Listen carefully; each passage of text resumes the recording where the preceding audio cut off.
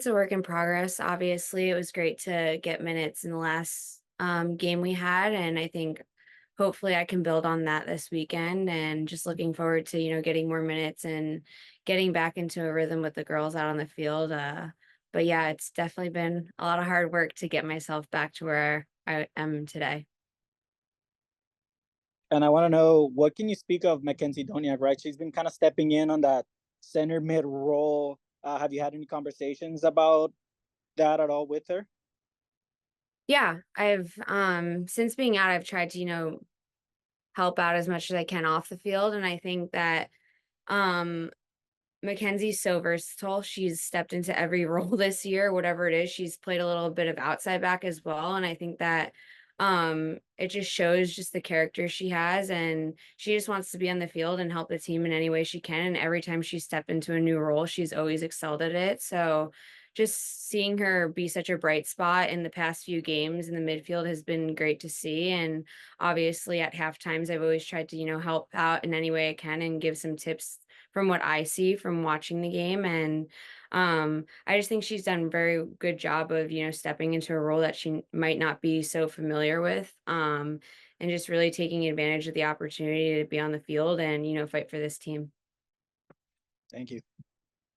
Steph Yang, go ahead. Thanks. Hi, Nanny. Steph Young with The Athletic. When Landon came on board, he talked about wanting to get the team into better scoring positions, just more opportunities. And the team has scored in their last 3 games after scoreless run, but obviously some issues on the defensive side. Just wondering what the discussion is about, like, building all those pieces. Obviously, everything's not going to happen at one time, but just, with the team, like, all right, we're scoring, but like, how do we take the next step?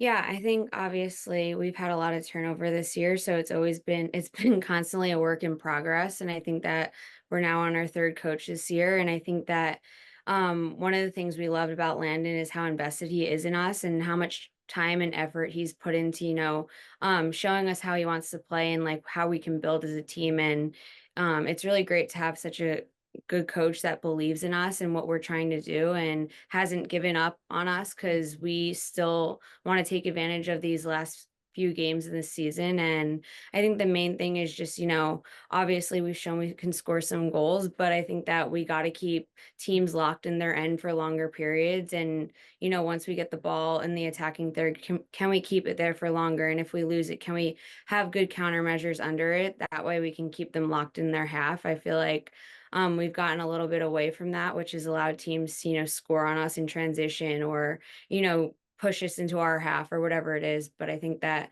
those are the main things that we've been focusing on since Landon being here. And I think that we've shown great progress throughout the weeks.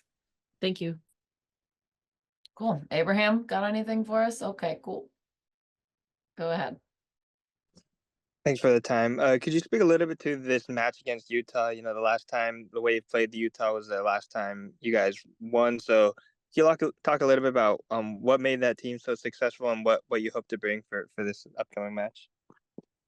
Yeah, I think that we played really well last time we played Utah at home. I think that was a good game for us. I will say that I think that Utah's made some changes. They have a new coach. They brought in some quality, experienced players that we're aware of. And I think that they're a different team than they were before. So we're going to have to come out and be even better than we were that first game against them to come out on top. And the Wave have lost a lot of veterans on this team, from Abby Dahlkemper, Alex Morgan, now Sophia Jakobsen. Can you talk a little bit about as a veteran in NWSL, how you kind of try and keep the team focused? Yeah, it's never easy losing such leaders on a team and multiple all kind of at once. I feel like we discussed that as a team. I think those are players that all kind of drove the standard at trainings and even in games. And I think that the main thing that we wanted to do as a group is that we can have multiple leaders on the field and everyone respects each other well enough that we can all drive the standards and take accountability for how we're doing and how we're playing, and, take responsibility of like, we're the ones that are going to turn this season around and start getting wins. And I think that we have just such a great group and we all are trying to reach the same goal. So it's really cool to see people step up and being I think I'm now actually the oldest on the team, which is kind of crazy to say. I think that's just one of the main things I want to focus on going forward for the rest of the year is just, helping drive the standard on the field and pushing players because we have a lot of quality players on this team and I just want to see the best being brought out of all of them. And I think that'll help us win games. Thank you. Awesome. Thank you guys. We will have Landon up next.